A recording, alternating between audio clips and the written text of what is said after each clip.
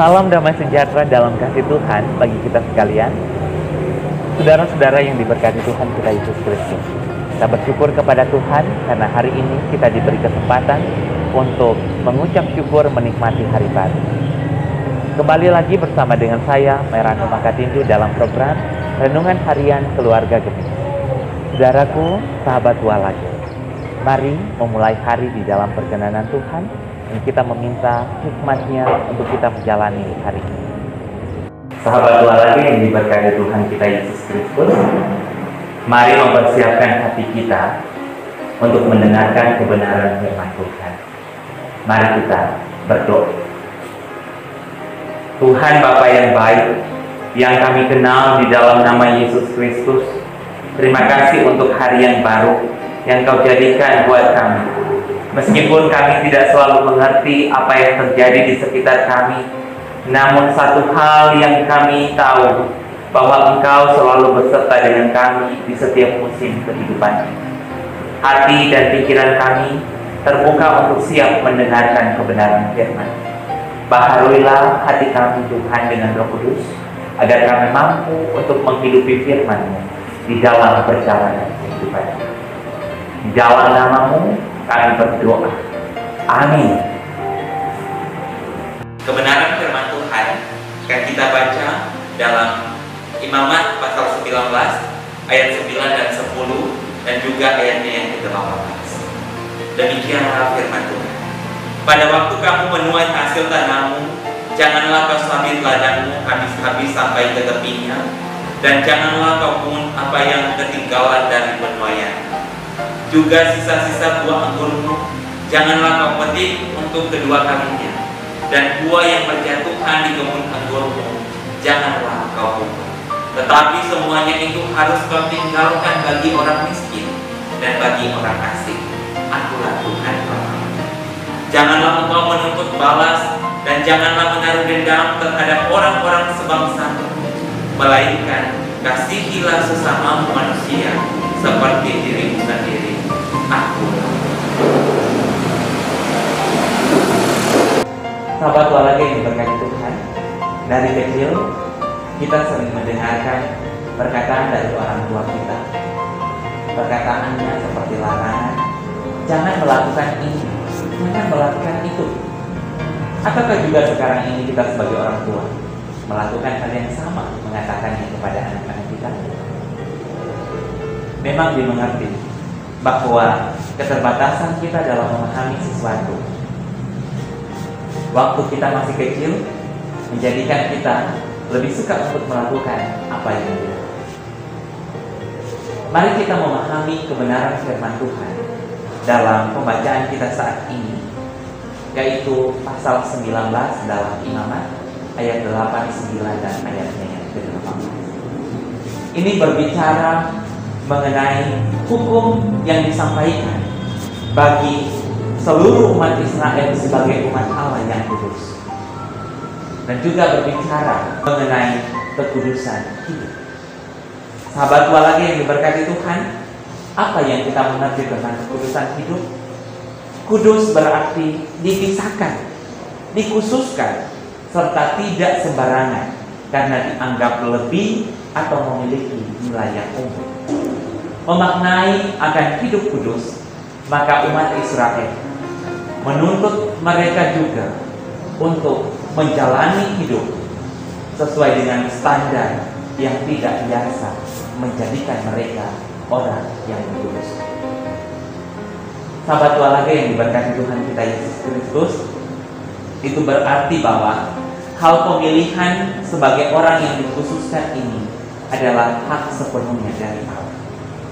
Sekalipun umat ada dalam identitas diri sebagai umat pilihan, tetapi bukan berarti mereka melupakan kehidupan yang ada di sekeliling mereka. Ayat 9 dalam pasal 19 mengatakan, janganlah kau sabit ladang-ladangmu sampai habis. Artinya bahwa menjadi umat Tuhan yang kudus tidak hanya menjauhi hal-hal yang membuat mereka najis, tetapi juga memelihara orang miskin dengan membolehkan mereka memunguti gandum yang tersisa setelah makan. kita melihat cerita ini juga ada dalam kisah Rut dan Naomi. Dalam Rut pasal 2 ayat 1 sampai 3, di mana Rut, seorang perempuan Moab yang meminta kepada mertuanya Naomi untuk ia dapat memunguti bulir-bulir jelai di ladang yang ternyata adalah milik Boaz. Sahabat Tuhan yang diberkati Tuhan, apa yang menjadi pelajaran berharga dalam kisah Rut bersama Naomi? Bahwa Boaz dalam hal ini telah menjadikan hidupnya sebagai sarana berkat bagi orang asing, orang-orang yang dilanda musibah, orang-orang yang dilanda kelaparan, yang sedang membutuhkan uluran tangan, yaitu Naomi dan juga Rut. Jika seandainya penyabit atau pekerja di ladangnya Boaz menyabit penuh sampai habis dan tidak meninggalkan jelai gandum, maka Rut tidak menjumpai orang seperti yang dikatakannya orang yang murah hati, yaitu Boaz. Sahabat Tuhan yang diberkati Tuhan, ayat 10 juga menegaskan hal yang sama. Dari hasil panen harus ada yang ditinggalkan bagi orang miskin, yang tak berpunya, yang membutuhkan, dan juga bagi orang asing yang sekalipun tidak dikenal oleh kita.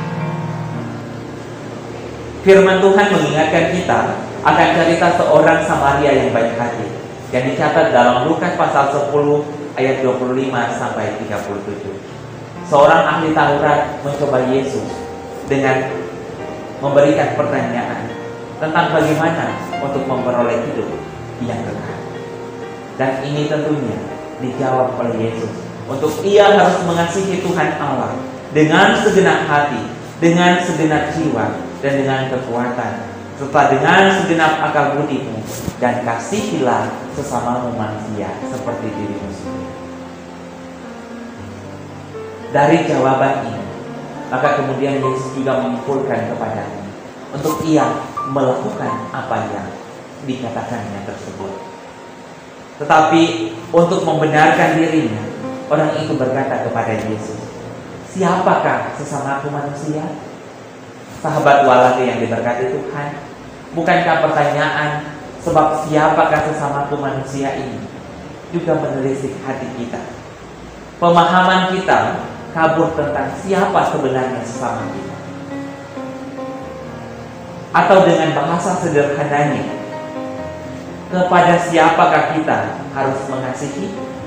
Apakah hanya kepada orang yang baik, atau yang telah menolong, yang selalu ada di saat kita butuh, ataukah kepada mereka yang dekat dengan kita? Apakah itu saudara kita, keluarga kita, atau orang tua kita saja?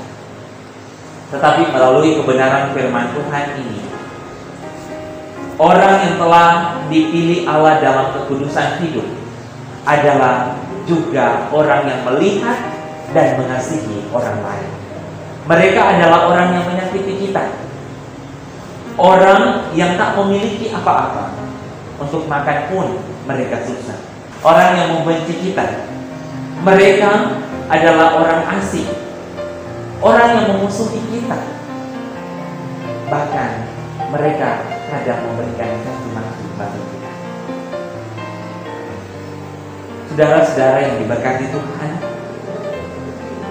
penting bagi kita untuk menjadi teladan bagi sesama, dengan tidak menghabiskan apa yang kita miliki bagi diri kita sendiri. Dengan kita tidak berfoya-foya, tetapi kita juga selalu mengingat bahwa ada orang lain yang membutuhkan pertolongan, yang membutuhkan bantuan dari kita. Apakah itu bantuan berupa materi, berupa moral dari kita? Ingat bahwa di setiap berkat yang diberikan bagi kita, sesungguhnya di sana juga ada berkat yang diberikan bagi orang lain melalui kita. Mari saling mengasihi. Kasih yang tulus akan mengenyangkan niat yang busuk sekalipun. Sahabat walaki yang diberkati Tuhan, sebagai orang tua di dalam sebuah keluarga, perlu untuk memberikan pendidikan yang baik, yang berkenaan dengan pendidikan iman bagi anak-anak kita, anggota keluarga kita. anak-anak muda, mari jadilah agen perubahan. Kita sebagai kaum milenial yang mampu mewujudkan kasih, tak hanya mementingkan diri sendiri, tetapi juga mengingat orang lain di setiap rezeki yang kita miliki. Boas dan juga orang Samaria adalah patut diberi penghargaan dan teladan bagi mereka sebagai orang yang murah hati. Maka kita pun sebagai orang percaya yang telah dipilih dan diselamatkan oleh Allah, bukan hanya berbicara tentang kebaikan Tuhan di dalam kehidupan ini, atau mengajarkan tentang larangan bagi anak-anak kita, bagi orang lain, tetapi juga kita dimampukan untuk mewujudkannya di dalam kehidupan kita setiap hari. Orang yang cinta Tuhan juga mencintai sesama. Love God, love people. Amin. Sahabat keluarga yang diberkati Tuhan, mari kita kembali ke Tuhan. Tuhan Yesus yang baik, terima kasih untuk pengajaran firman-Mu bagi kami. Mampukan kami untuk mengasihi sesama kami dengan tulus tanpa membeda-bedakan. Sebab banyak orang di luar sana yang membutuhkan kasih-Mu dari kami sebagai alat. Oleh kemurahan-Mu, kami menjalani hari ini dengan terus menjadi orang yang murah hati. Terpujilah Engkau Allah yang telah hadir di dalam pemberitaan kebenaran firman. Amin. Sahabat keluarga yang diberkati Tuhan, demikianlah program Renungan Harian Keluarga Gemis di pagi hari ini. Sampai jumpa di lain kesempatan. Tuhan Yesus memberkati kita sekalian.